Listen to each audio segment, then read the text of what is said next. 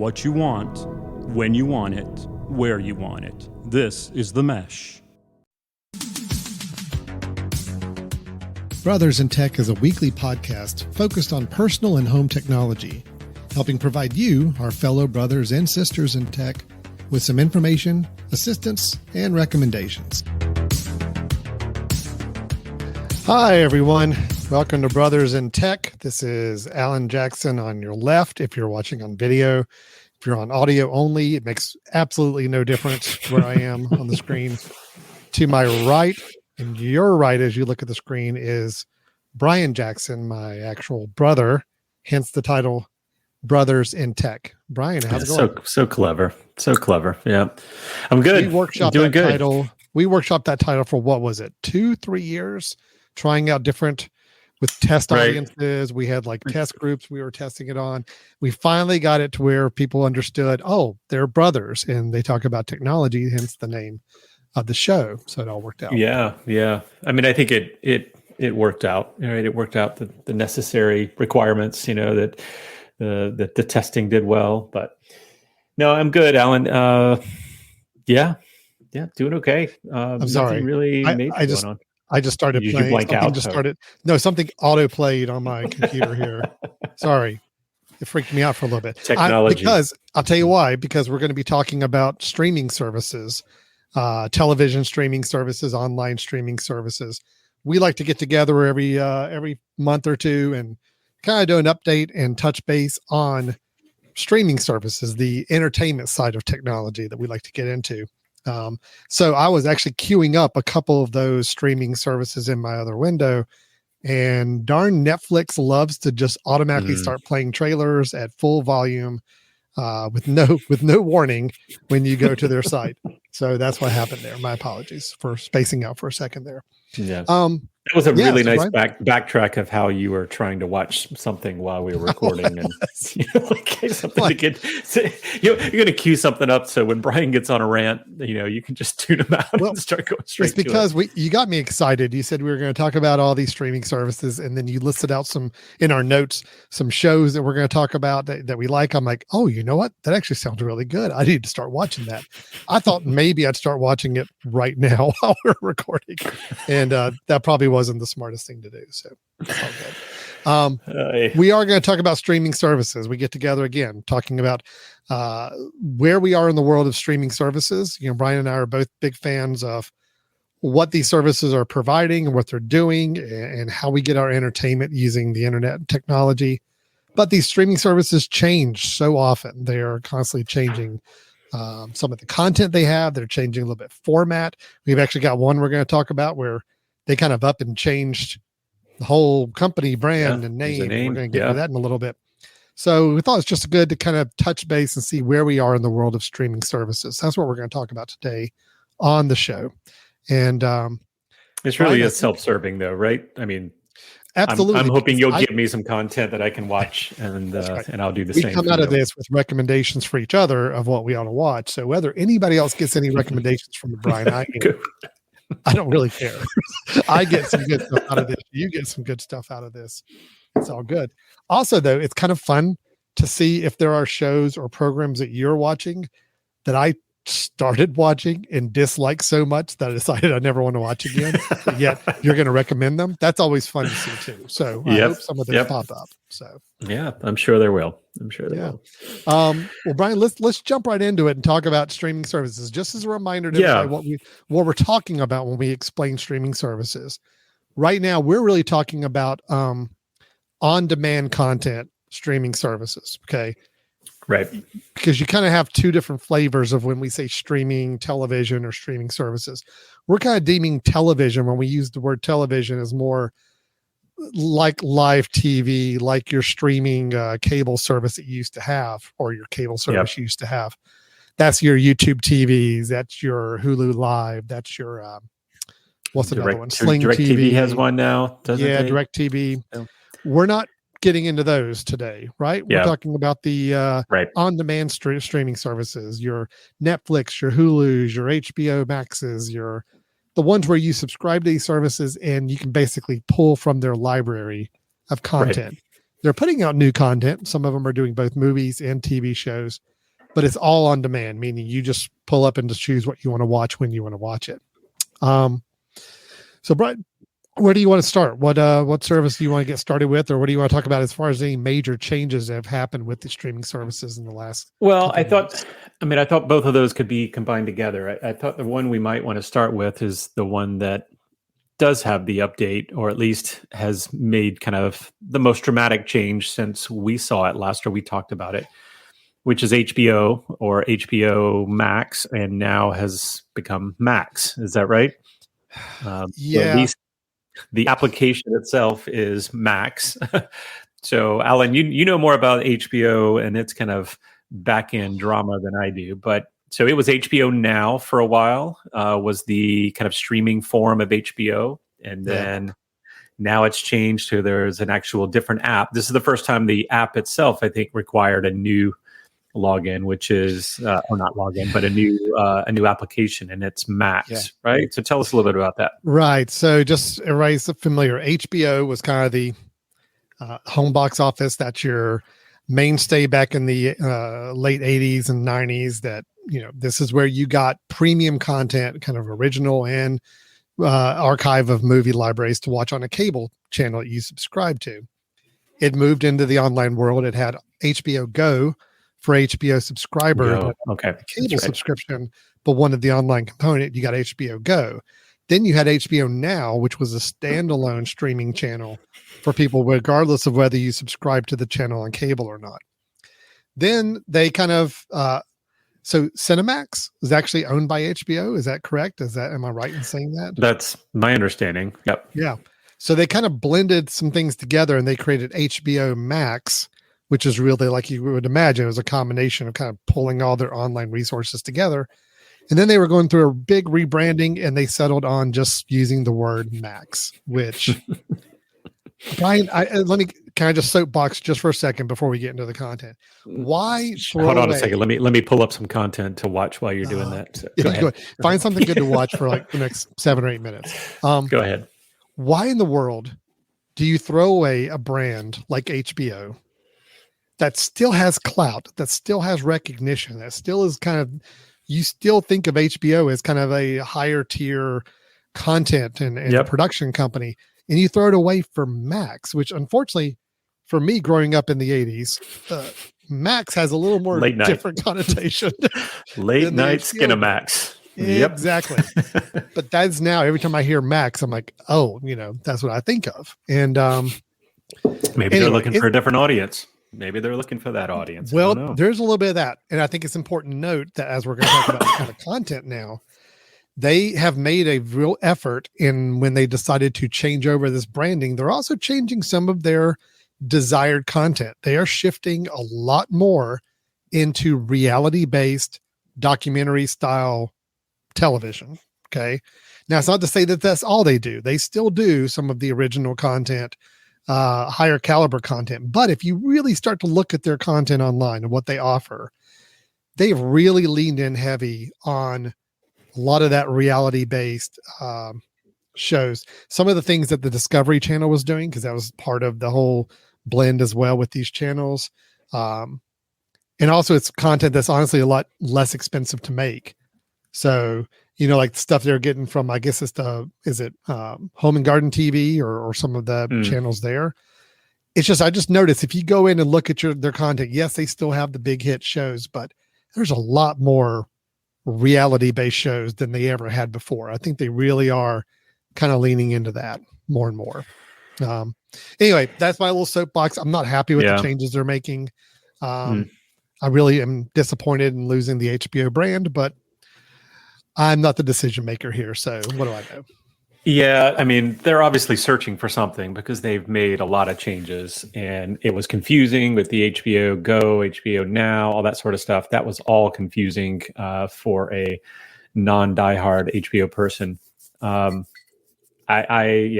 maybe that's why. Maybe that's why they had to go something different rather than going back to just HBO, which would have confused everyone even further. So one thing I will say is their app got better, or at least on the Apple TV. I'll agree. Prior to that, HBO had the worst application of any of these streaming services, in my opinion. Yeah, it was bad.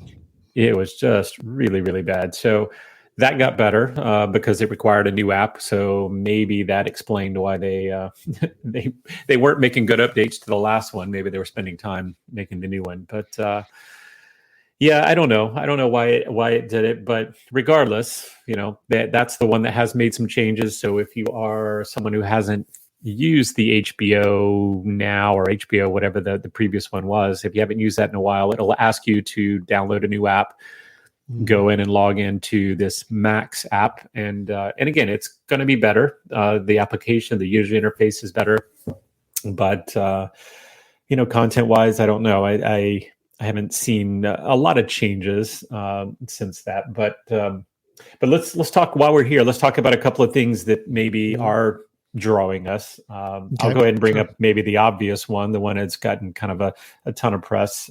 Succession, season 4, right?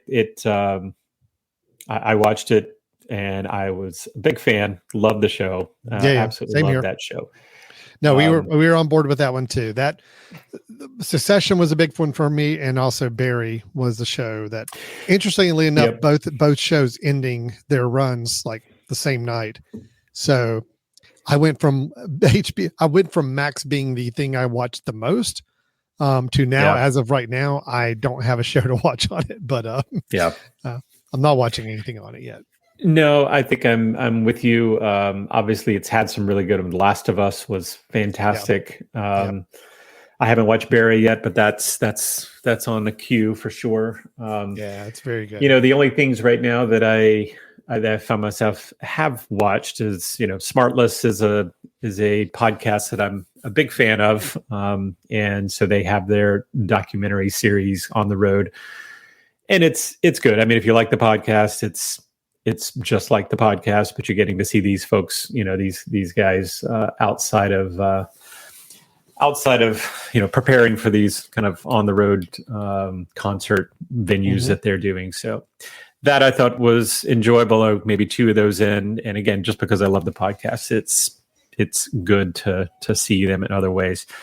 Sure. But I haven't really watched anything else. I know I see you have pulled up there The Idol. I haven't watched it and have zero interest in watching it myself. It seems pretty, pretty risque the way it was created.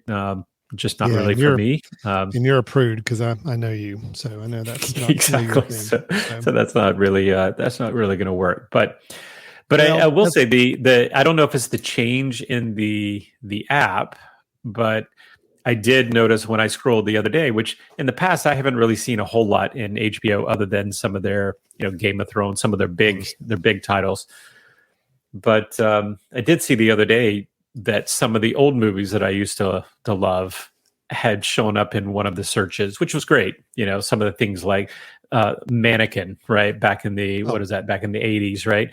That popped up as a suggestion. So I was thinking, whoa, wait a minute, we've got some 80s movies in here that are starting to pop up. I don't know if it was search capabilities that changed or preferences changed or something. So that was good for me to see. Just for clarification, are you stating on this podcast right now that the film Mannequin was one that caught your attention and said, "Oh, look, they've got some interesting new good content now"? Is that what I'm understanding? I am mentioning that, yes, 80s movies. I do love some 80s movies, and my wife and I will easily default to 80s movies if we can. There's a handful of them there. That one caught my attention as well as a couple of others. So yes, I just wanted to make sure I heard you correctly. It felt like there was maybe some bad connection issue for a second because I thought for myself, you may have been hearing the reluctance of saying it is maybe what you actually had heard. I can't believe Brian actually just said the movie Mannequin was a good one to check out. Anyway, to each their own. Look, who am I to judge? Footloose. Footloose showed up, right? Yes, there's some good ones in there. That's okay. Right? Okay. All right. Let me just show you before we move on from HBO. This is the app now as far as a web browser version of it. It is better. It is easier. The Apple TV version also is a much easier to navigate around, I think, too. But the thing I wanted to kind of point out to you is take a look at the just added. Like, this is new things that have been added to the service, this middle row right here. And as you start to look across, there's just a lot of these things. Yes, it's mixing in some older movies, but you start to see a lot more reality-based or docu-series type of things, which, again, I'm not saying there's nothing wrong with that. It's just they are leaning a lot heavier into that. They pulled a lot of things from their TLC partnership with the Learning Channel, HGTV, the Food Network, Discovery, Magnolia Network. Like, all of those channels specialize in like reality-based shows or, food shows or decorating shows. And a lot of those have made their way into HBO or Max now.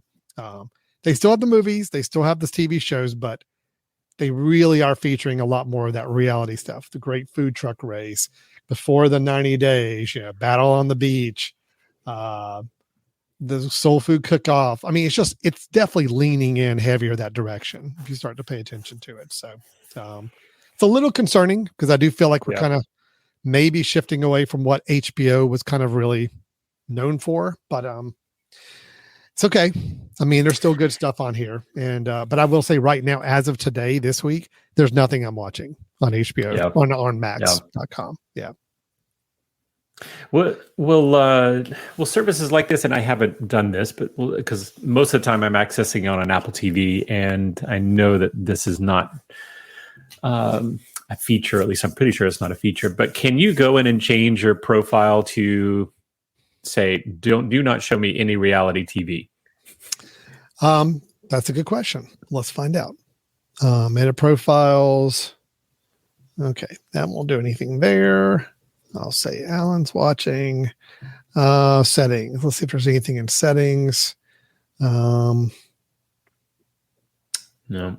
Nope, not really.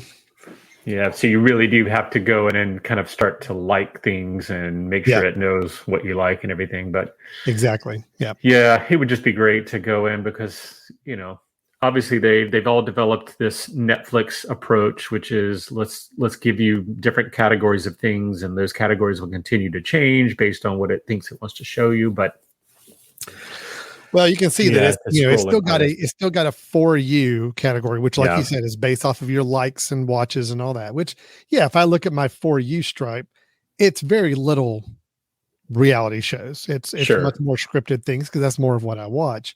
It does sneak a few in there from time to time, but overall, it's a better view on the for you. But if I got to anything else though on featured or just added, you're going to see it's definitely leaning into a slightly different direction on its content. So, Otter Dynasty, Brian, are you watching? Otter Dynasty? No, it's good. It's good. I don't know what that is. I don't either, but it looks great. Okay, I just like the poster. What about? Have you watched the? Scroll back up a second. Is it the White House Plumbers? Have you watched? I have that not. One? Nope. Okay. I have not watched that. I haven't either. That one did catch my eye. It would be something that I would watch. My wife would probably not. So we haven't jumped in on that. But no, that one actually does look like a pretty good show. I've heard good things about it. So that would probably be if I was going to watch something on HBO or on, I keep saying HBO. If I was going to watch something on Max, that would probably be it right now. So. All right. Well, I think that's enough with Max. I think Max is the one that's gone through the most changes since we talked last. But in my opinion, right now, I've got less to watch there than I did maybe 60 days ago. So we'll see. Okay. So that may be up for if you were to drop something right now. That may be in the because I'm getting to the point where I'm going to start exploring the drop for a couple months and then come back because I don't see them penalizing you with prices at this point.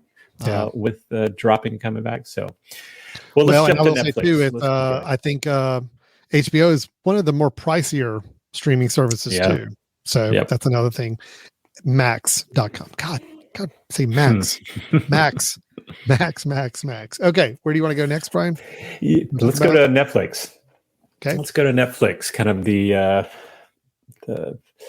one that's been around quite a while, kind of the streaming leader for many, many years.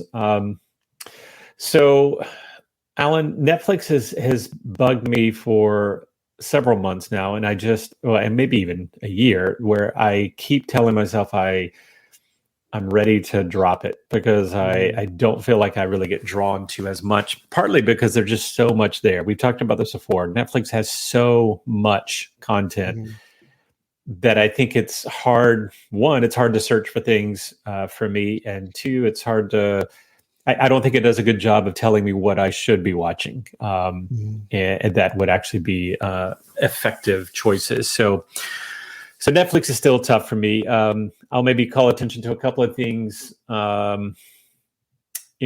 Mirror has a new season out finally. For those who haven't watched Black Mirror before, big fan of that show. I think it is the for technology folks. This is kind of the this is a way to see how technology is going to go awry in the future. And it's the incredibly creative. It's a Twilight Zone type show, but rooted in the idea of where technology could take us. I think it's so creative. It's so well done. I have not watched the latest season, but I did see that was up, and that's going to be something that I will certainly be jumping into. Alan, what about Beef? Have you watched Beef yet? I have not yet. No. Okay. Let me say a few things about Beef, because I didn't put that in our list, and I guess I forgot about it. But I have never watched a show in my life where you could have stopped this show about 7 different episodes, where you watch it and the end of it, you're like, wow, okay, that was crazy. Oh, wait a minute, there's another one? And then you watch the next one, you're like, okay, this is still going. It's done, right? No, okay, there's another one, right? They could have stopped this show easily 4 or 5 different times. And now I will say it's good. Now I was going to say, is that a bad thing, though? Is it something it will draw you in? It's welcome, or it overstays, but it also kept me watching. So I'll say it overstays in that there's a few times I'm like, man, that was pretty good, and I'm kind of, it's done. But then when they said no, it's not done, it still stuck me back in. But you'll get annoyed with it after a while, because you're thinking it's the exact same thing over and over and over. But just a quick note for people who might be interested in it: it's literally based off of 2 individuals that that I don't think I'm giving anything away. I think this is in the preview, but 2 individuals that are having bad days, and one flips off the other one, has a bit of road rage, and then the entire series is about those 2 individuals giving each other hell. And it's crazy. It's like way off the end, but it's definitely something you want to check out. Yeah, you should check out. I am adding to my list. Boop. There you go. It is now added to my list. Nice. Very good. Thank you. But I will warn you, like I say, if you don't look and see how many episodes there are, you'll think it's done after about 4, and you're like, oh wow. No, it keeps going. It keeps going. All right. So. Good. So that's Beef. Yeah. Look, here's my thing with Netflix right now, Brad or Brian, because I know last time we talked, we were both a little low on Netflix. We were kind of like saying, it's kind of the one we'd probably ditch if we had it. There's enough going on right now with Netflix to kind of keep me still a little hooked in. I think they do barely the bare minimum to keep people around. I feel like, as subscribers, like truly, it's like the bare minimum, like just enough. Like, you still have it, right? You still have Netflix. I do. I still have it. We've talked about dropping it many, many times on the show over the past year, and we haven't. Why? Because it keeps us just barely in the mix with enough stuff. Black Mirror may be the one thing that you say, hey, you know what? It's worth me having Netflix to watch Black Mirror. Right. I've got the Diplomat queued up, which I'm hearing really good things about. I'm excited to see. And that's one thing I'm interested to see. I'm going to be interested to see your reaction to that. I was very excited about it. I'm a couple episodes in, and it's hard for me to watch. Really, but it's good. It's good in that it's kind of got that West Wing sort of thing of lots of things going on, and but it's another one. I find it tough. Yeah. I am also excited about the Arnold Schwarzenegger series Fubar. I've heard also good things about that as well. I'm kind of excited to see. Okay. And then I am a big fan of, I know it's not everybody's taste, but the I Think You Should Leave series of comedy sketches that Tim Robinson does. He's on the 3rd season of it. These are, okay, they're bizarre, Brian. I don't think they're your cup of tea. I don't think you'll like them. Okay. They are very bizarre skits, but each episode is like 20 minutes long and there are 6 episodes. So you're talking like the equivalent of maybe a movie. If you watch the whole season, you can get it done really quick. And each episode has like 3 or 4 sketches in it. And they are off the rails nuts. And, but I love it. So there again, just enough to keep me involved with Netflix. Right now, I'm not going to drop Netflix because I'm pointing out 3 or 4 shows I am planning on watching or have watched in the last 30 days. So Netflix has still got me for a while, but it's still not one of my favorite streaming services, but it's just pulling off the bare minimum to keep me around. Okay. Well, let me say one more thing about Netflix. Sure. And I'm with you. I don't see myself, well, if it may be one that I get rid of, but only for a few months just to kind of build up the need for content. Can you slide over to my screen for a second? Oh yeah, sure. Because I don't know if you've watched, or I don't know if you've looked at Netflix on mobile lately, Alan. Have you? No, I have not. Okay. All right. Well, as I was preparing for this show, doing my hours and hours of prep for this show, right? I realized something that I did not know. So here's the mobile version. Right. If you slide down, look right there, mobile games, right? Yeah. So I didn't realize that Netflix was doing mobile games. And then I also didn't realize that they kind of had their own brand that you were therefore subscribed to. So I did download a mobile game, this Scriptic Crime Stories, and it's not bad. Again, it downloads as an app. And when you get to the app, it's got allows you to log in with your Netflix account, and then you're able to kind of dive into this game. So I think they're trying to, do a little bit of diversifying, which is, kind of surprising to say with Netflix, given that they have so much content. But thought this was kind of interesting, right? That you could go in and be playing games through Netflix as well. So they're trying to potentially pull you away from some of the, Apple games and all of that. So what I've been getting the impression of, I've heard about the mobile games. I've not played around with them before. No pun intended. But what I kind of pick up from their mobile game offerings is some of them are ones that you can still get on other gaming platforms. So in other words, they're just licensing the games just like Apple is or Google is for their stores. Some of the games are original, and I guarantee you they're original because they're based off of Netflix content. Netflix content, yeah. So you have a Stranger Things game in there that you can play. You've got a game based on the show Narcos, which is a Netflix-based show in the past. So there's a little bit of synergy they've got piped into that, trying to do some games that are going to keep you a little more tied in with the Netflix environment and characters and shows and all too. But yeah, it's interesting. I mean, I have not played around with these. I'm scanning through the games right now. None of them look like really ones I would spend a lot of time playing. But it's still kind of neat that they're in there. And I mean, they're free. They're included with your subscription. So if there's an interesting game, I mean, they do have solitaire. So that's something, so.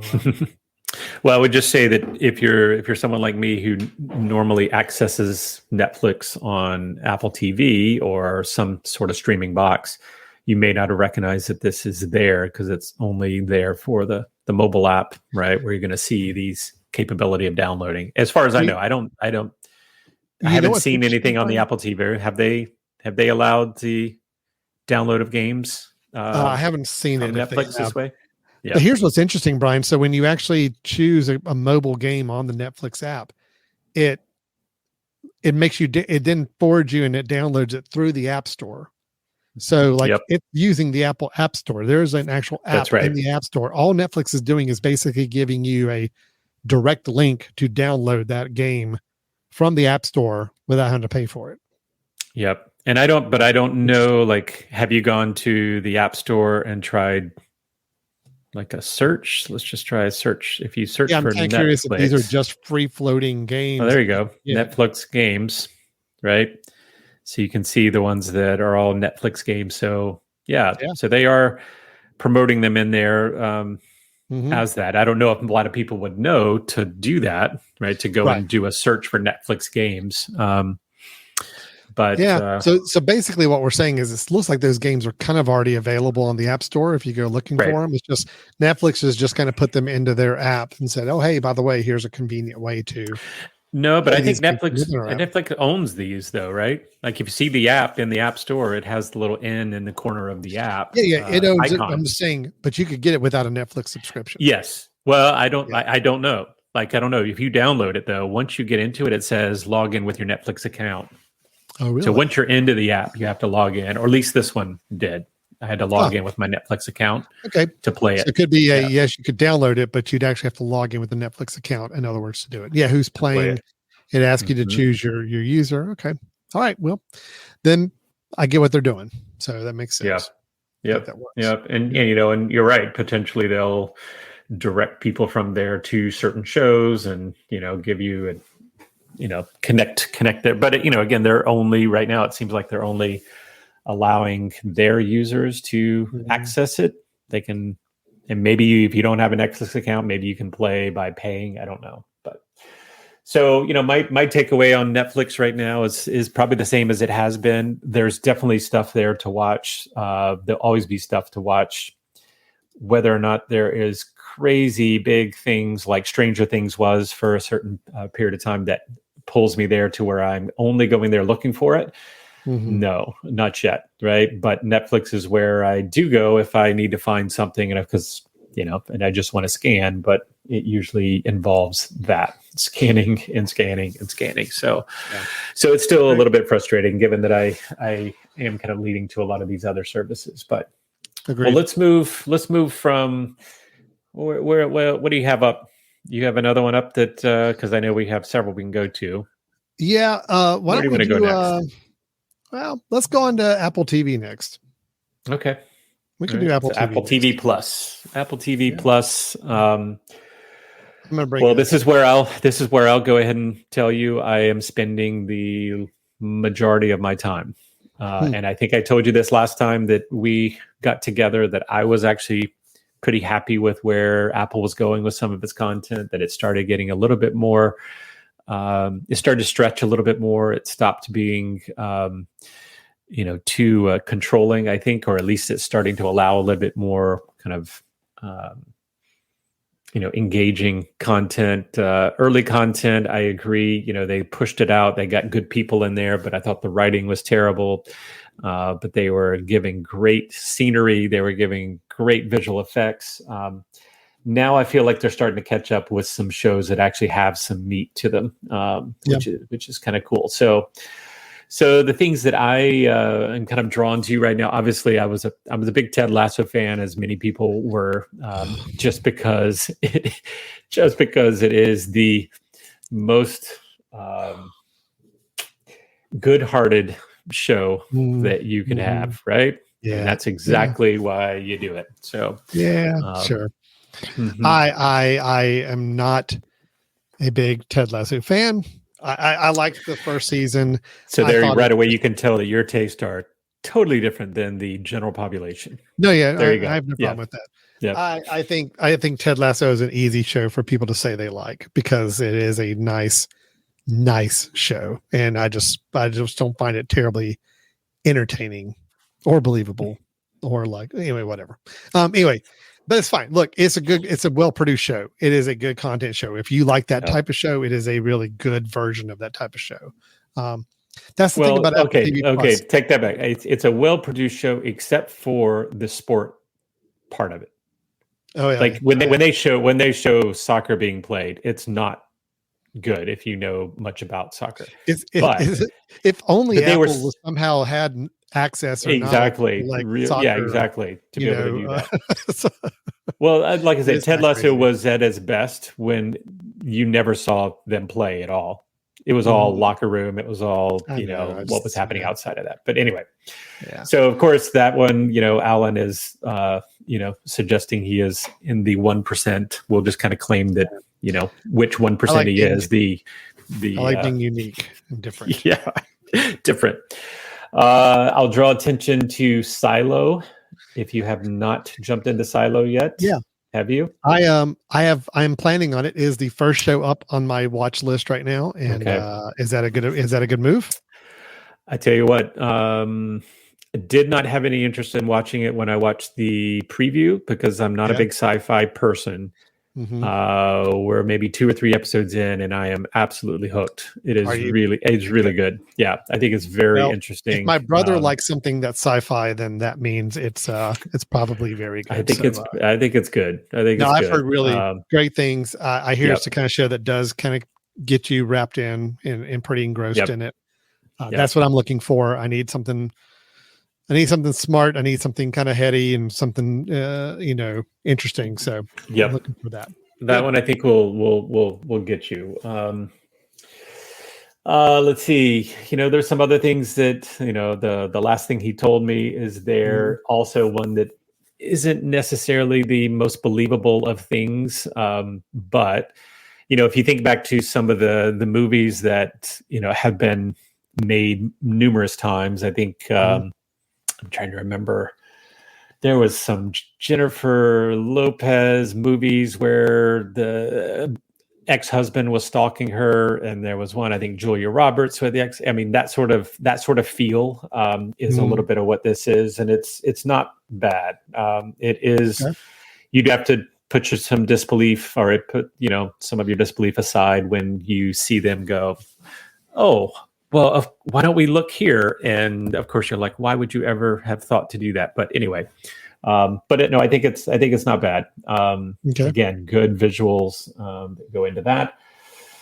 I haven't watched it yet, but it is on the list when we talk about movies. I think the still Michael J. Fox documentary.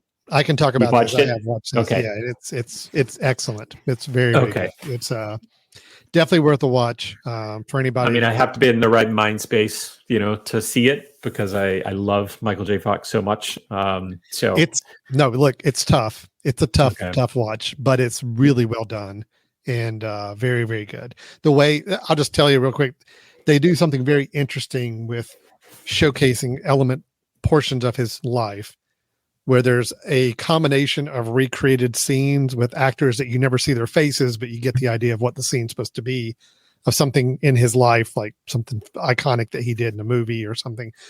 Or they're taking clips from any of his random movies with lines of dialogue he said in a movie and using it to help illustrate a part of his life that is completely unrelated, but yet the dialogue matches. And it's a really interesting thing. But then the rest of the movie is just Michael J. Fox discussing with the documentarian, like straight onto the camera. Yeah. Nobody else is on screen. There's no other interviews. It's just him the whole time talking about his life, and you see the recreations, and it's really good. So definitely worth a watch. I'm excited to watch it. Just again, I have to be in the right headspace for that. So a couple of other things. I mean, personally, I watched something called Make or Break, which to me is my workout show when I'm, on the bike or something. It's basically like a documentary series on professional surfing, which is pretty good. Kind of follows each episode follows a different kind of subset of the professional surfing world, like the rookies one year, or the old guard, or the best the Brazilian surfers. So yeah, I thought it was pretty good. Again, it's not something that you go, oh my gosh, it's going to win awards, but it is if you enjoy surfing and hearing a little bit more about the back end of it, it's good. I will say this about Apple TV Plus. I'm happier with the variety and the assortment of content they have now. I think they're up to the point now where they've got enough unique, interesting content that there's something for everybody on there, which Was not always the case in the early days. I think quality still continues to be very high. Quality of what? Everything. I mean, just overall production quality, just overall look and feel and quality of the shows. Yep. I still think they're searching for a hit outside of Ted Lasso. And I don't think there's been that one big hit that everybody is flocking to. Okay. Even Silo, which as you can see, their top charts right here. Ted Lasso is number 1. Silo is number 2. Now I've heard a few people talk about Silo, but not a lot. I mean, it's not like everybody's talking about this show. So if that's their number 2 show, that is telling you something right there that, there's a gap between the Ted Lasso and everything else they're doing from a popularity standpoint. They've still got to land a couple of hits, I think, to keep growing their fortunes. But I think their content is all of their content is above average. And I don't think you can say that with any other streaming service right now. So, well, they're definitely either they're pickier on what's on there, or they're very strategic, or they just don't have as much, which we knew was the case for a long time. They just didn't have could be a little bit of all of that. So, but no, there's some that I think are great. I mean, what was the really good one that hopefully comes back soon about The Office? Severance. Severance, it was very well done. Severance, I will say, Severance is the one thing piece of content I've seen on Apple TV Plus. I will say is great, like beautiful. Like that and the Michael J. Fox documentary. I think those are the 2 things I can say are great. Everything else has been better than average, good, pretty good. Again, they need more hits. And I think when Severance comes back, I think that's actually going to really throw a lot of people back into Apple TV Plus because that show was just unique enough and interesting enough to water cooler worthy discussion for people that we needed for that Apple TV Plus needs to continue growing. So, but they're making they're just like Apple. It's Apple. It is slow and steady growth. Yeah.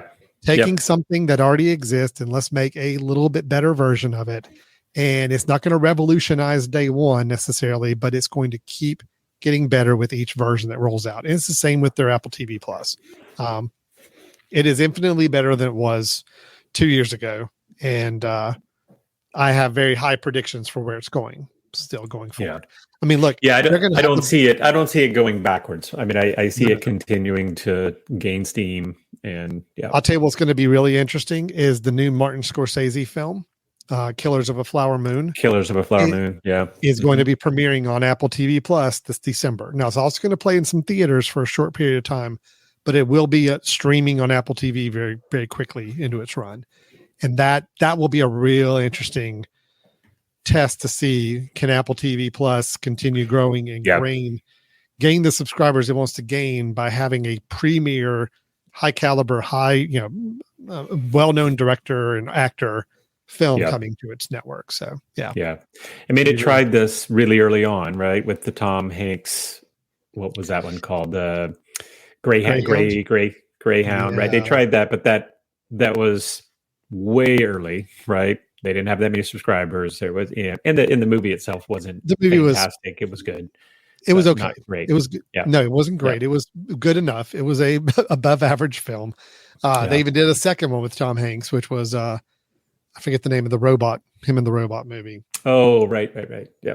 But again, it was a better than average, but not great movie. But these days, if you're going to get Leo, if you're going to get DiCaprio, and you're going to get Scorsese, something as a big premiere, it's going to be big. Yeah. So very interesting to see. But I'm with you on Apple TV Plus. It is the one that I feel like is still where I go to first now. If I'm looking for something new to start watching, I will go to Apple TV Plus. Yep. Well, and they also, again, they have the advantage, right, on everyone else because of that app. The fact that the app can show you things from other services, and none of those other apps are doing that, right? Yeah. None of the other ones can show you, here's what's happening in Apple, right? Yeah, that's right. I'm in the Apple TV Plus app. Now, granted, I'm on the website, so I'm not in the app right now. Yeah. It is showing me just Apple TV Plus content or movies they have access to. But if you're actually on your Apple TV box, You go to the Apple TV app, the first view is, like you said, it's going to pull things from Max. It's going to pull things from Hulu. It's going to pull things from other services and show Prime, you kind of like, where are you with watching these things and what do you have queued up next? Now, obviously, they're going to be promoting the Apple TV Plus original content more, but you still could watch other services from that Apple TV view. So they've got a little bit of a lock with that. And of course, having their own streaming box that they sell that automatically has that preloaded and makes that easy to get to.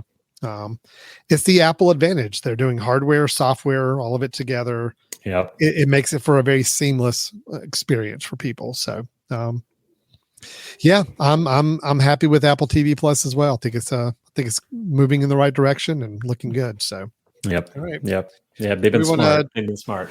Let's move along. Now? I know we've already blown our big reveal about what our favorite is, I think, right? So, I mean, we've already kind of shown that. Kind of gave that. And now away. we're kind of talking about some also runs. So, well, let me give you one, Alan. Amazon Prime. Yeah.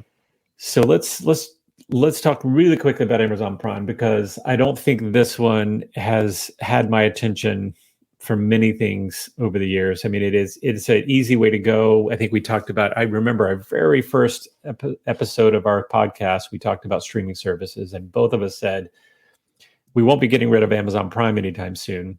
Not because of the content, but because it's Amazon Prime, right? And you don't want to get rid of your shipping. But there is one show that a friend turned me on to on Amazon Prime, and I don't know if you've watched it, but Jury Duty. Have you seen that one? I know what you're talking about. I watched the first episode, so I'm very familiar with it. Yes. God, another one that kind of like Ted Lasso, and maybe that's why you didn't stick with it, but kind of good-hearted, simple, easy to watch for me. But for those who don't know, Jury Duty, and if you haven't been over to Amazon Prime on this one is one you might want to check out. And it's the premise is that it is so the way in which the show is made is, it's kind of like reality TV. It feels very much like some of the commercials that you watch, the commercials of like, I don't know, phone commercials where they actually show real people being surprised about something. So what it is you're actually watching the jury play out in a trial, and they show these folks come in and they get picked for jury duty, and you're basically behind the scenes. You're getting to get interviews with some of them, and you're kind of hearing what's going on. But they'll tell you the premise at they say at the very beginning of the show that everyone that you see is an actor except for one person. And so that one person that you're watching has no idea that this is all make-believe and that it's not a real trial, and that no one that he's around is a real person that is who they say they are, except one, which is the person to his left on the image there. And he's the actor, and he plays himself, but he plays it as if he's really part of the jury. So Alan, I thought it was hilarious. I found myself laughing so much to this, and it was just good, clean kind of humor. And I laughed because they kept pushing it so far, and I was thinking, there's no way this guy does not believe or not know that this is not happening. To the point of he becomes buddy with the actors, and they're hanging out in the hotel together, and just the stuff that happens. You're like, there's no way he is not thinking this is fake. And sure enough, it keeps going on and on and on. So anyway, I thought it was incredibly good humored. I love unique premises to shows like that, and I think that's great. So no, I am excited to watch more of this. I think it looks really you good. Should once you get about 3 or 4 episodes in, and then you start thinking, when is he going to catch on? Because he has to catch on, but they keep pushing it further. So that one I think is one that drew me to Prime. Now, I will say the only reason I went there is because it showed up on Apple TV. A buddy told me about it. I clicked on it, and then of course having it keep coming in is helpful. I think it's interesting to note, Brian, that it's not even an Amazon original show. It's originally from that's right, Freevee, which is something I'd never heard of.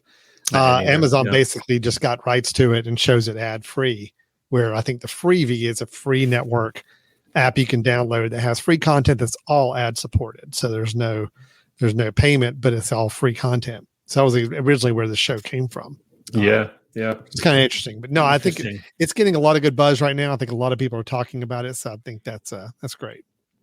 You got to wonder though, once you do it once, how possible is it to do that again? Not jury duty, but having like a different context, right? Yeah. I guess it's a little bit like there was a show, what was that called? Boss, like something where the boss of a company, undercover boss, right? And you keep thinking like, okay, at what point are people going to start catching on? Yeah. If I'm an employee at an office and I see a new boss come in that I don't recognize, and there's cameras following, or just a new person that. Well, I'm sorry, new employee, and there's cameras following around, or so. And I'm like, all right, that's undercover boss, right? That's my boss, right? Right. I know that's my boss. Yeah, I don't know how they pull that off either and keep that going. So, but otherwise, so Brian, are you watching anything else on Prime? No, I am not. I am not. I had mentioned that. I think several months back we watched something called Daisy Jones and the Six. It was okay. It wasn't great. It was decent because it was so it's a show it's a made up show, but it's about like the 70s music scene. And, it feels like you're watching, I don't know, a backstory of Fleetwood Mac, and so that was okay. I wasn't thrilled with it, but I think it's worth a shot. I have heard people talk about the Shiny Happy People and how that's pretty annoying. But on the looking at the Duggar family, so I may dive into that some point when I want to pull my hair out. But that's about it. That's all I have there on Prime. Yeah, I don't watch anything on Prime. No, I don't. No. I have not had any inclination to come over there for any reason. I know they get a few movies that are good ones that are available as part of Prime. Top Gun Maverick rolled over to there after it was on video on demand for a while. I guess Air is now on Amazon Prime, which is all good. It's nice to have on there. I mean, I think they get some pretty good movies that they have involvement in producing. But as far as ongoing content and shows, no, there's really nothing. Oh, you know what? There is one other one. Sorry, Alan. Is this where the show about the farm? Gosh, what's the name of it? So I see it because it's that GT right there on the left, Alan, the far left, right there. Whatever you just passed by. The British person that's in the car shows, and I can't remember his name right in there. Okay, I got to find this because it is actually really good. And I apologize. I even forgot that it was on this service. But okay, what it is it's Clarkson's Farm. Clarkson's Farm. And I had heard many people, actually 3 or 4 people at least, tell me about it. And so Laura and I started watching it. So this is the person, Jeremy Clarkson, who's done a lot of the car shows, like they used to, the British guy that would do the car shows and show off kind of all the fancy cars. Well, when he ends up turning he has a farm and he wants to be a farmer. And he kind of goes through the process of developing his farm and knowing pretty much nothing about farming. And it's absolutely hilarious in that you watch this guy kind of do all the wrong things. For example, I'll give you one example, right? One of the very first episodes, he has to go and buy a tractor. And, he has a consultant that's like, hey, you need a tractor and you need a tractor to be able to, plow your fields and all of that. So, of course, what does he do? He goes and buys a Lamborghini tractor. And it's like the most expensive tractor you can get, and completely is too big to even fit in his barn and all this sort of stuff. But yet he's like, oh, but it's a Lamborghini, it's like what you have to have, right? So anyway, it's pretty hilarious to watch him go through, and it's during the time of COVID, so he's trying to figure out how to make this farm work. So if you want kind of a bit of a, quirky, it's real, watching this reality show. And of course he's a funny guy anyway. So decent watch. So you haven't sold me on it yet, but I'll keep it in mind. I wasn't prepared to talk about that one, and I just remembered it. But yeah, that one's kind of our fallback if we want a very casual show to watch when we're, have something go in the background. Are we still the opinion though that I think we're safe to say if you use Amazon for shopping and shipping, and you want the free shipping you get with Amazon Prime membership per year, it's obviously you get Amazon Prime Video. It's good. We're keeping it, but I tell you, I occasionally will watch. If you had to pay extra for it, I would not. No. Even if it was $1 a month extra, I would not pay for it. And any of the movies that show up there that I'm interested in seeing are ones I've either already had a chance to see some other way or something. So it's not been a very appealing offering to me yet, but anyway, but it's nice to have. Okay. Just nice to have in our back pocket as another option. So where do we want to go from this? What do you want to do next? Well, we only have a few more. Maybe briefly, let's talk about either Hulu or Disney. They're kind of connected in a way. I've got Hulu pulled up, so why don't we go ahead and show that one? So talk about Hulu. And I will be a little quick on this one with me. I'm watching nothing on Hulu. Yeah, I'm the same. I'm watching nothing as well. The only show. Next. Next. I did watch Only Murders in the Building, which I liked a lot. Okay. And there is a third season that will be coming out before too long of that. That will be when I fire back up the channel. That's the Martin Short and Steve Martin. Yep. Steve Martin. Very good show. Very, very good. The 2 seasons in, I think it's highly entertaining. It's great. It's funny. It's a good mystery show as well. But it is on break until the 3rd season. And after that, I have nothing. So as you can see, I did watch the Pam and Tommy. Oh, you did? Okay. Show, which was, I thought very well done, very, very interesting, but it's also was short done. So now it's done and I've got nothing left to watch. So seeing as how that was something I watched 6 months ago, and that's the only 2 items on my continue watching. I think you can pretty much see what I've been doing on Hulu, which is nothing. So now is Hulu where the what is it, the chef? Is that the no? What's the no? That's on FX. Oh, okay. FX. Yeah. You're talking about is it the chef? What's the name of it? It's the what's the name? I know the show you're talking about. It's about the chef and fast-paced show about the chef. It's what is that show's name? Oh my gosh. The Bear. Oh my gosh. I can't wait for that one to come back. So that's FX. All right. Now is FX covered by Hulu? I was trying to remember. I can't remember if this is where maybe it is. Hold on. Yeah, this I think is where we watched it. Yeah. Okay. So. All right.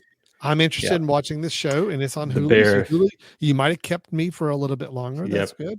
So you have not seen it yet? You haven't seen the first season yet? Okay. No. It's really good. Yeah. It's got a second season queued up coming up relatively soon as well. So between that show and Only Murders in the Building for me, I mean, look, I have the Disney bundle, which is Disney, ESPN, and Hulu kind of as a bundle. Okay. And I'm keeping the bundle. If I break it apart, I end up paying a little bit more for each one. So I'm bundling it. Hulu's the one that would be on the chopping block for me right now. Otherwise. Yep. And if it wasn't for Only Murders in the Building, and now knowing I can watch The Bear, that'll keep me around for a little bit longer. So but that's it. Yeah. So pretty light on Hulu right now, in my opinion. Disney. Mm-hmm. Now I know Disney for you were a huge fan early on of Disney, because of the Star Wars kind of elements. It's okay, that go you can into say that. It because I'm kind nerd. Of a geek when it comes to content. Yeah, that's fine. You can say it. I have no shame about it. I will tell you, I can talk about Disney Plus a little bit. Let me just bring it up on the screen here. Make sure we all see what we're talking about. I think there's a few things I like about Disney Plus still that keeps me engaged. I like the fact that it's very clear and focused on what type of content it has and where those contents come from. So it's not a Netflix model of just throwing everything against the wall, right? And giving you everything. It's pretty clearly, once again, saying, hey, look, it's Disney, it's Pixar, it's Marvel, Star Wars, and Nat Geo. That's it. That's what we have. If it falls under one of those 5 banners, that's what we have. I am a fan of all the Marvel movies and shows, so I have a good time with that. Just actually last night watched a documentary on Stan Lee, the founder of one of the founders of Marvel Comics, which was really good. Very, very fun. There's an amazing series on here that I watched that was worth the subscription all in itself. I'm trying to see if I can find where it is. It is called, what is the name of this show? Shoot. I was going to forget. I knew I was going to forget the name of the show. It's a documentary series about the making of, or the creation of, Industrial Light and Magic that made effects for many classic films, Star Wars and Jurassic Park and others. And it's such a well done documentary series. It's entertaining, even if you don't think you'd have any interest in it. It's so good. So I will take some of the original content on here, such high quality, that I'm really, really happy with. I appreciate you getting my hopes up and then having zero idea what the name is. So thanks. Thanks for that, Alan. Somebody's got to help me out on this. I don't, it's on the Disney, it's in the Star Wars world. Let's see if we can find it here. On the originals. Hold on, I've got it. It's on the tip of my tongue. Is ready. Light and Magic. Here it is. It's Light and Magic. Light and Magic is one of the best behind the scenes documentary series I've ever seen about making films, making movies. It's fun. It's just terribly interesting to see what they pulled off special effects wise when making the original Star Wars movies, when making Jurassic Park, the advent of digital animation, when that came into play, how that kind of created a battle between the old model, stop motion model people and the people on the computers. So it's only 6 episodes, but they're really good. Each episode's about an hour each. And nice. That's been amazing. Disney Plus has just got really good, high quality content, but it is have to be content that you are interested in these pockets of where they fall. It's the only real niche. It's the niche service, right? It's the niche service. If you like what they have, you will absolutely love, which I'm glad they do that. I think it makes it a clear-cut decision. You can right away decide this is something I won't or not want, and it's fine. Yeah. I happen to be a big fan of Star Wars and Marvel, so having 2 of the 5 or that I'm big fans of is enough reason for me to have this. And Raven's Home's on there, Alan. That's why you like it. Yeah, that's good. That's fine. Yeah, whatever floats everybody's boat. Indiana Jones. They just added the original Indiana Jones movies on there, which was really cool. I don't ever dig into like any of the Disney stuff here, but it's nice to know it's all there. It's kind of nice to kind of have all the vintage Disney movies. Yeah. That I remember growing up. It's kind of fun. I wonder where they put Indiana Jones. Hold on, I'm going to see like where that actually falls, because it doesn't really fall into any one of these 5.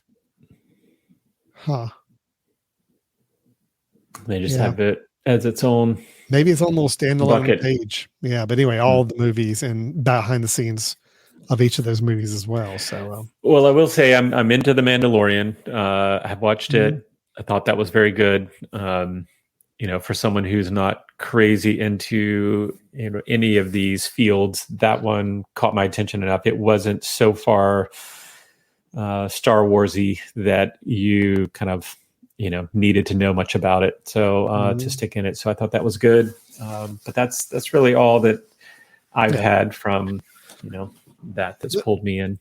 Listen, to me, this is the easiest one. Or Andor. Andor was good. Well, yeah, Andor's good as well. Yeah. This is the easiest one to recommend or not recommend to people. It's like, okay, look, do you like Star Wars? Do you like the Marvel universe? Do you like Disney movies? If you like any of those 3, you will like Disney Plus. If you don't like any of those 3 or not a big fan of any, don't spend the money. Don't do it. You don't have to worry about it. And it's a pretty clear cut. I like how focused they are on their offerings and not trying to be everything to everybody, which is what I think Max and Netflix and Hulu all try to do, is let's throw everything out there and hopefully grab some people with each item. Yep. Disney's saying, nope, look, this is what we offer, and we think it's strong enough on its own. We don't need to license out other movies and shows just to bring in. So, yeah, it's good. Is it worth it? I mean, I think the cost for me comes down to like $6 a month based on the bundle I'm in. $6-7 a month. I think it's worth it if you're a fan of any of these series or. I do like that. I like that it's the a la carte version, right? It takes the a la carte version. If you like that, then you order it, right? As opposed to Netflix wanting to do everything. And so I agree with you. I think that's good for I wish more of their services were directed like that. So you could say, all right, I'm big into theatrical thrillers. Okay, great. I get this service, right? Or something. But unfortunately, it's not really the case. The only other one I wanted to mention just briefly, and we don't need to talk much about it, is Paramount Plus is one that I get free because of my cell phone service. And but it has a few of the shows that I think are some of the best shows on TV if you are a history type buff. And that's Paramount. Well, as I mentioned, Paramount Plus has 1883 and 1923.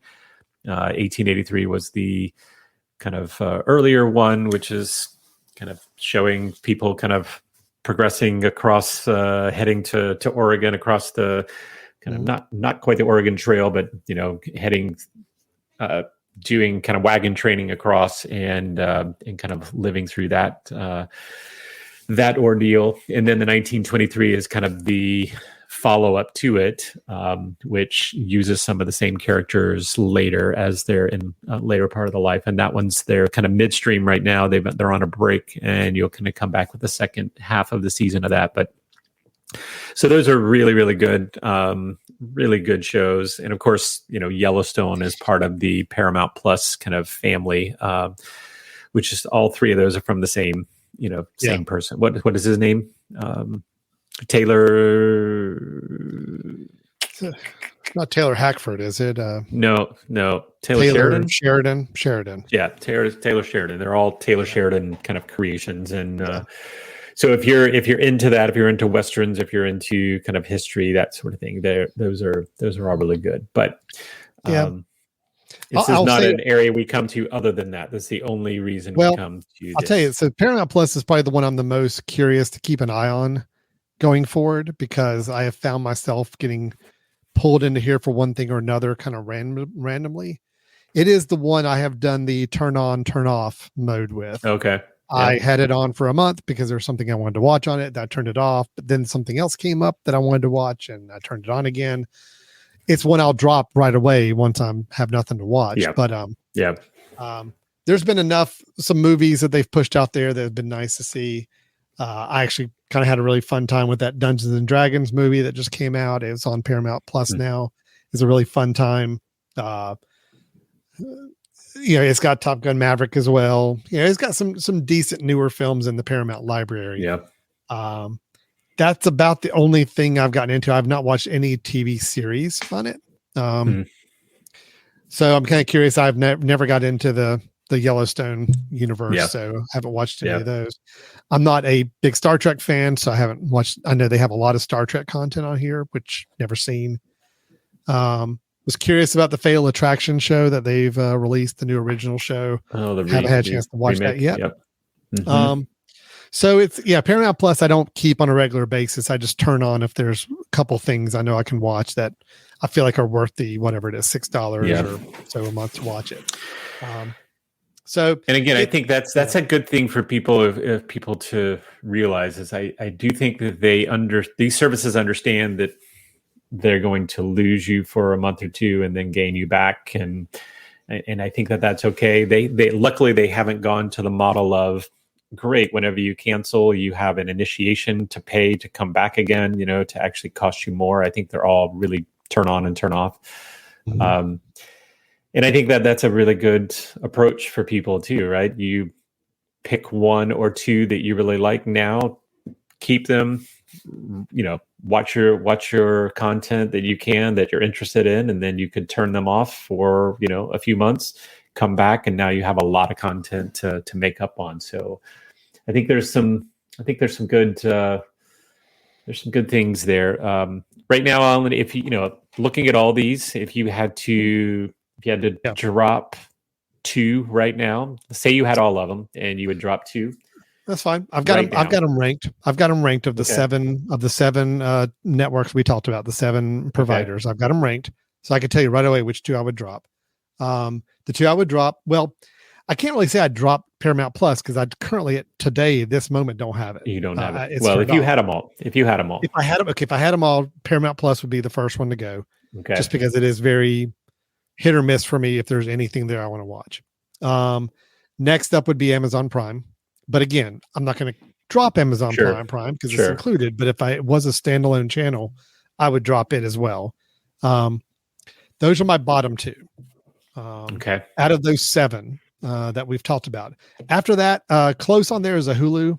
The only reason Hulu is not number 6 or 7 for me is because it's got 2 shows on there that I will watch, and that's the only place I can watch them. So. But yeah, basically, I mean, I'll go ahead and hit my number ranking, and then you can tell me where it falls for you, Brian. I'm Apple TV Plus number 1. Okay, I'm with you. I am Disney Plus for me is number 2. No, I'm not with you on that. Okay, that's fine. I've got Max at 3, but it is 3 with hanging by a thread. So it's I need to get some new stuff on there that's enticing to me, and they've got to convince me that they're not abandoning high quality original shows. For me to stay at number 3, but it is number 3 right now for me. Surprisingly, Netflix is number 4, just because it's got just enough stuff in there to keep me engaged. And then I've got Hulu, Paramount Plus, and Amazon. So, yeah, I'm somewhat similar. Although it's funny, I'm looking at a lot of these, thinking there's about half of them that I could not have at all, and probably be just fine, right? Apple TV is number 1, and I think it's, for me, I find myself, maybe it's because they're still in the model of putting things out once a week, that they're kind of, keeping the interest going, but I just find myself, I want to go there first, and if I see something new coming out, I want to try it, because I just know that there's going to be some really good content coming out from them. And beyond that, Max, I still think Max is got just some really good originals that when they come out, they're big. And the originals they have are good when they have them. They're just in a weird spot right now where they're two of their biggest originals. Well, really, several of their originals have all ended for the series or season, and they're kind of in a limbo right now, a little bit on new stuff. But they still have an excellent back catalog of movies and shows that you can still go back and watch as well. Right, like Mannequin. Mannequin. Well, look, now if they have Mannequin 2, gosh, I don't know if they're up to that. That is big. Yeah. But I know you wouldn't have Disney Plus at number 2 or 3 like I do, just because you don't. I would not. There's nothing you have there. But I'm assuming you've got Apple TV, Max. What do you have after Max? Do you have I actually don't know. I don't know, because Netflix keeps getting on my bad side every once in a while when I get frustrated with it. But yet it is still, there is plenty of stuff there, right? And they continue to pump out new stuff. So maybe a better way to look at it is if I had to choose 3, right? And forget about the Amazon Prime being included and everything. I would pay for Apple TV. I would pay for Max.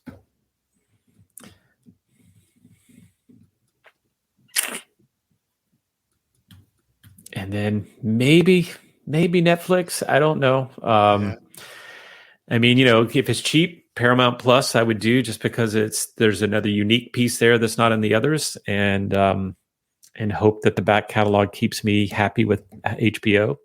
If you only gave me 2, that's where it changes though. If you only gave me 2, Apple TV and Netflix. If you gave me 2, because I would give me so much content plus enough good stuff. But if I'm gotten Apple TV and Netflix would be if you just gave me 2, because there's so much on Netflix that if that's all I had, I think that there would be enough there. If you gave me 3, then I'd probably switch away from Netflix, and I'd say HBO and maybe one other just to supplement, because I know the content's good. But that's interesting. Okay, I feel like Netflix is that standby that if you get it, there's plenty to watch, and or I should say, if you only had 1, probably even Netflix over Apple TV if he only had one. And I think a lot of people are. A lot of people are just that's your one source of content. It's the only, if that's your only source, then it's kind of hard to argue against that, right? Because Apple doesn't have enough, right? I'd really have to evaluate between Max and Netflix for me on that one. Yeah. What's the one thing to watch if I only had one? Because I don't know if Apple TV can carry all your entertainment needs on its own yet. Right. Netflix could, although it would be annoying, but it could. Yeah. Max, I think, is close to doing that. But I definitely don't think any of the others are. So, no, the others can't be your one unless you are a cable person and you're just using a supplemental thing. So right, sure, yeah. But then we're talking about if somebody just said, I'm cutting everything, no cable, no anything. I want one streaming service. I think you're batting between Netflix and Max is kind of that one best overall. And I think Netflix, I think you may be right. I think that may have the advantage just by sheer variety of things it has. And honestly, I think that's still what they're making. That's where they're making their case, right? I mean, that's still where they're making their case. Like, we're the one place you need to be. And they're also they're a holdout on Apple TV, like putting themselves through that app, partly because they don't want to be a subset. They want to be your one streaming service, right? It's what they've always done and where it's always been. So, it's tricky. It continues to evolve. It's an interesting world of streaming services. I mean, again, I still think it's hilarious that, as much as we complained about cable TV prices and packages, and here we are paying for YouTube TV for our TV streaming, and we've got the 3 or 4 streaming channels on top of it. I guarantee we're paying just as much as we would have been paying before, if not a bit more. But I will say, on the flip side of that, the positive is we have an embarrassment of riches when it comes to options, things to watch available to us. It is just a constant game we kind of play to see which channels are worth keeping, which ones are worth our monthly dollars. And keep in mind, everybody, when we're talking about these things, none of these services require long-term commitments. So you can honestly turn them on, watch things for a month, turn it off. You incur 1 month of charge and wait 6 months to come back to it if something else comes on.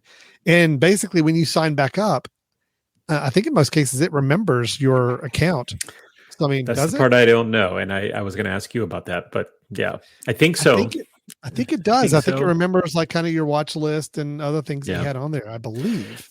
But if that's what makes you, if that keeps you from this, if you say, well, I don't want to get rid of it because I don't want to join back again and have to remember all my stuff. But if I really were to commit to this and say every month I'm going to cancel all services but leave one, and I'm just going to suck as much content as I can from that one for that month, and then I'm going to switch to something else.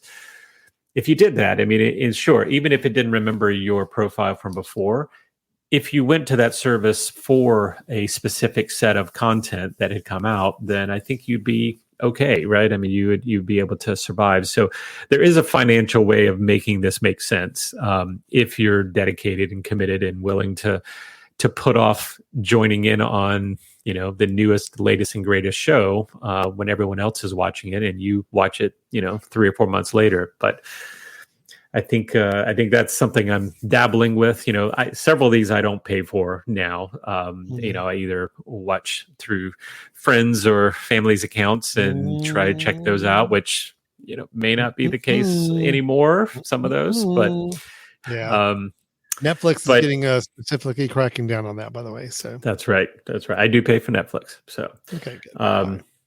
But I think dabbling and canceling and joining back, I think, is probably a good method for some people that, especially, are starting to see the creep of service costs going up. So cool. Well, let's check on this. Yeah, let's check in on this again in another 2 months, maybe, or month. 2 months. I think every 2 months is a good check in on this, just to see how things are evolving and changing. It is a changing environment quickly. I mean, even like since the last time we talked about this, there's been a few. Our preference list has shifted a little bit in some different directions, and HBO going through some changes was kind of interesting as well. So we'll definitely see where we are in a couple more months on this. All right. Sounds good. Well, as always, if you've been watching, listening to this, and you have some thoughts of your own on streaming channels, which one do you like? Maybe there's some that are some of these much smaller streaming channels that are starting to get a little more attention that we're not talking about or mentioning, you can feel free to send those in to us, or even content. We love recommendations on programs or shows that are on some of these streaming networks that maybe we're not paying enough attention to. So feel free to send any of that our way. And Brian, how would they go about doing that? Yeah, send us an email, info@themesh.tv, info@themesh.tv. You can also go to our website at www.brothers-n-tech.com. Yes, the Brothers in Tech website, still under development. Brian, it's there, but we need on that. We've also kind of done some rebranding of the show. We got to update our logo. We got to update our opening. We're going to get to it. Okay. I mean, it's not like you and I do anything 2024 is going to be big, right? It's going to be a big year for the show. It's not like you and I do anything else the rest of the time of our days. We only focus on this podcast and think about this 24/7. So no, we need to get some things updated. We're going to certainly do that, but we're going to keep recording the show no matter what, even if it is just me and Brian talking to ourselves about technology. We enjoy that anyway. So for everybody that was watching or listening to this, thanks so much. We will look forward to talking to you next time. We'll be back next week with some more technology talk with a little bit of a slant towards Mac and Apple and online services and things that we've been talking about. We'll continue those conversations next week. All right. Thanks, everyone. Bye.